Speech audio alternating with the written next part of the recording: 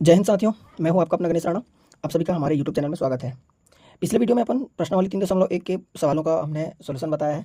आज अपन उसके आगे वाले जो कि करनी से रिलेटेड क्वेश्चन रहेंगे और आपको प्रश्नावली 2 में देखने को मिलेंगे। तो उसी बात समझते हैं करनी क्या होता है।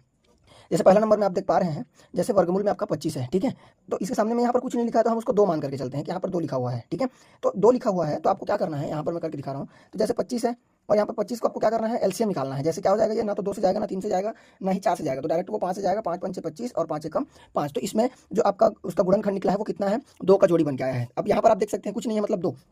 तो यहाँ हमको जो भी प्राप्त होगा उसका हम 2-2 का जोड़ी बनाएंगे और जो भी संख्या निकल के आएगा वही इसका क्या हो जाएगा, करनी का मान हो जाएगा। जैसे वर्गमूल 25 है तो उसका मान कितना जाएगा, एक जोड़ी बना 5 का, तो यहाँ पर 5 लिखूंगा। अगर यहाँ पर और भी जोड़ी बनता, 7-7 का अगर जोड़ी बन जाता और तो 7 पंचे 35 लिखता। अगर इधर 2 और 3 का बनता तो 3 2 ने 6 लिख देता, मतलब 2 का 2 जोड़ी और 3 का, मतलब 2 का एक जोड़ी और 3 का एक जोड़ी बनता। तो ठीक है, इस प्रकार से ये आपका 5 आ जाएगा। और दूसरा नंबर में आप देख पा रहे हैं 27 और यहाँ पर 3 लिखा हुआ है, तो 27 को भी निकाल के देखते हैं। जैसे ये 27 इस प्रकार से आ जाएगा, ये तो 2 में जाएगा नहीं क्योंकि इसका जो इकाई अंक है वो विषम है। तो 3 में जाएगा तो 3 आ जाएगा कितना आपका 9, फिर 3 से देंगे 3 3 9 और फिर 3 से देंगे तो 1। तो यहाँ पर 3 लिखा हुआ है, तो हम यहाँ जो आपका गुणनखंड निकल के आया है उसका 3 3 का ट्रिपल लेंगे, 3 3 टो लेंगे, 3 3 टो लेंगे तो कितना में निकल के आया, 3 निकल के आया। तो इसका आंसर कितना हो जाएगा, 3 हो जाएगा, कुछ इस प्रकार से। वैसे ही 16 को देखते हैं, तो 16 वाला में क्या लिखा है। अब भाई ये सम संख्या 2 से जाएगा, 2 8 16, फिर 2 से जाएगा 2 चौक 8, फिर 2 से जाएगा 2 2 फिर 2 से जाएगा 2 एकम। तो इसमें देखिए यहाँ पर 4 लिखा हुआ है, तो हम इसका 4 4 का क्या बनाएंगे, ग्रुप बनाएंगे 4 4 का। अगर इधर 3 3 का 4 और रहता तो 3 2 6 हो जाता, लेकिन एक ही है तो इसका मान कितना हो जाएगा, ये 2 हो जाएगा। वैसे ही इसमें देख सकते हैं चौथा नंबर में इसमें 5 लिखा है और 243 लिखा है, तो भाई 243 को हम दे देते हैं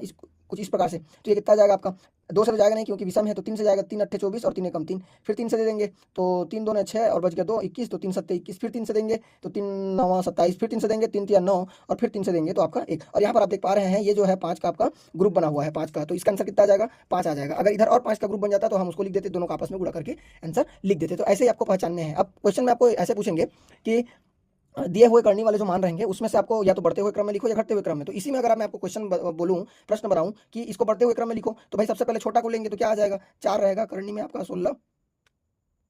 और इसके बाद बड़ा कौन है, ये वाला, तो इससे बड़ा कौन है 3 और करनी में आपका 27। उससे बड़ा कौन है आपका, दोनों दोनों आपका 5 5 ही आ रहे हैं, सॉरी ये वाला जो आपका 3 है, तो ये दोनों आपके बराबर है। तो यहाँ पर हम बराबर का चिन्ह लगा सकते हैं और 5 करनी में करके 243 लिख सकते हैं। उसके बाद वाला जो बड़ा है आपका क्या है, वर्गमूल में 25 है, तो कुछ इस प्रकार से लिख सकते हैं। घटते हुए क्रम में बोलेगा तो उसका उल्टा हो जाएगा, ठीक है। तो वैसे ही आपको अलग अलग मान मिलेंगे जिसमें आपको पहचानना है कौन सा वैल्यू छोटा है, कौन सा वैल्यू बड़ा है।